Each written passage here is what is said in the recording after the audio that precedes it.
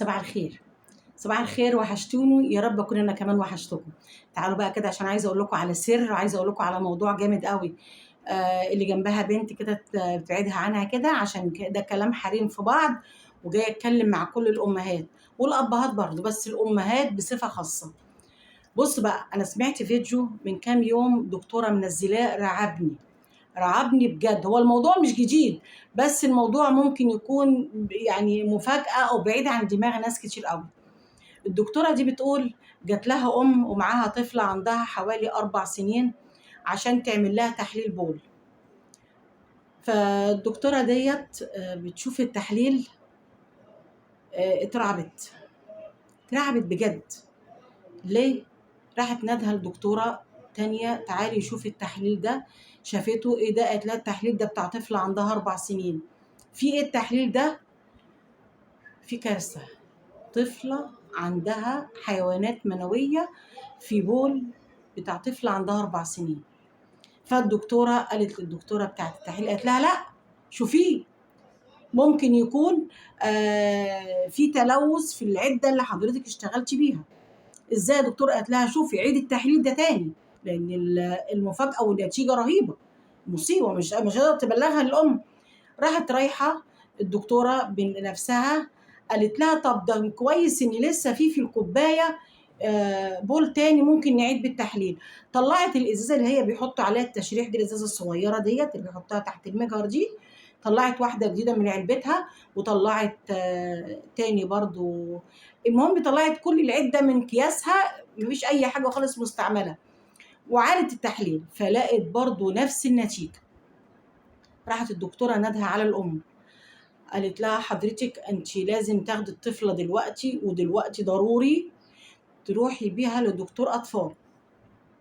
طبعا ما رضيتش تقول لها عن النتيجه، فقالت لها في حاجه، قالت لها لا بس النهارده تروحي بالنتيجه دي والتحليل ده دكتور الاطفال. وراحت كاتبه لها كده ايه في التقرير بالانجليزي اللي هي شافته والكلام ده، عشان الام ما تعرفش ايه، ما تعرفش تشوف ايه اللي مكتوب فيه. وراحت الام خدت التحليل وراحت ودته للدكتور. الدكتور بص في التحليل، طبعا اتصدم، فقال لها لا حضرتك انت لازم توديها لدكتورة امراض نساء حالا.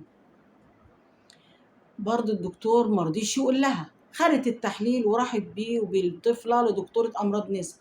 دكتوره امراض النساء طبعا شافت التقرير وشافت اللي كاتباه الدكتوره واللي كتب الدكتور اللي بعدها، وبعدين راحت قايله لها انا عايزه اسال حضرتك سؤال. قالت لها اتفضلي. قالت لها انت بنتك بتسيبيها مع حد او عند حد غريب؟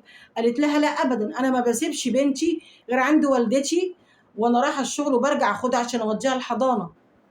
قالت لها طب انا اسفه، انا مش هقدر اقول لك غير عشان بس تخلي بالك وتاخدي بالك، بنتك عندها حيوانات منويه في البول.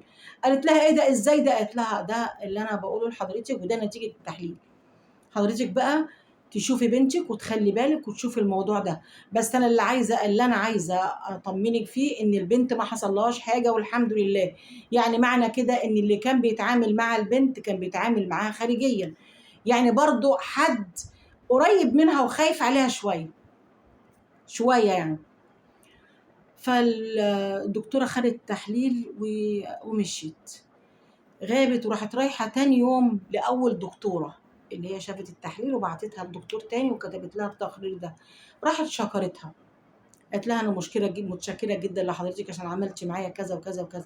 قالت لها المهم طمنيني، عرفتي سبب الموضوع ده ومين؟ قالت لها انا كنت بسيبها عند والدتي، وللاسف طلع اللي بيعمل معاها كده خالها، والحمد لله انها جت على قد كده. فانا مش عايزه اخوفكم قد ما ان عايزه اخليكم تبقوا واعيين لحاجه زي كده.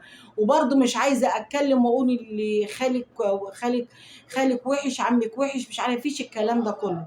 في ناس نفوسها ضعيفه، وناس قليله الايمان، وناس الحمد لله بيكونوا بالنسبه للطفل احن عليه من ابوه وامه، وبيكون العم بصفه والد والاخ والخال بصفه والد.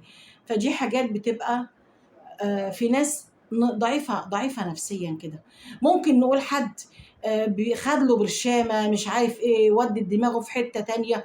فاحنا على الاقل ما نقعدش نضرب اخماس في اسداس، بس نعمل حاجه واحده بس، نبقى حريصين على اولادنا. بنتك قصاد عينك، وخلي بالك الموضوع ما بقاش بنتك بس، بقى بنتك وابنك قصاد عينك. حافظي على اولادك، انت بس اللي تعرفي تحافظي عليهم، وربنا يسترها علينا وعليكم يا رب.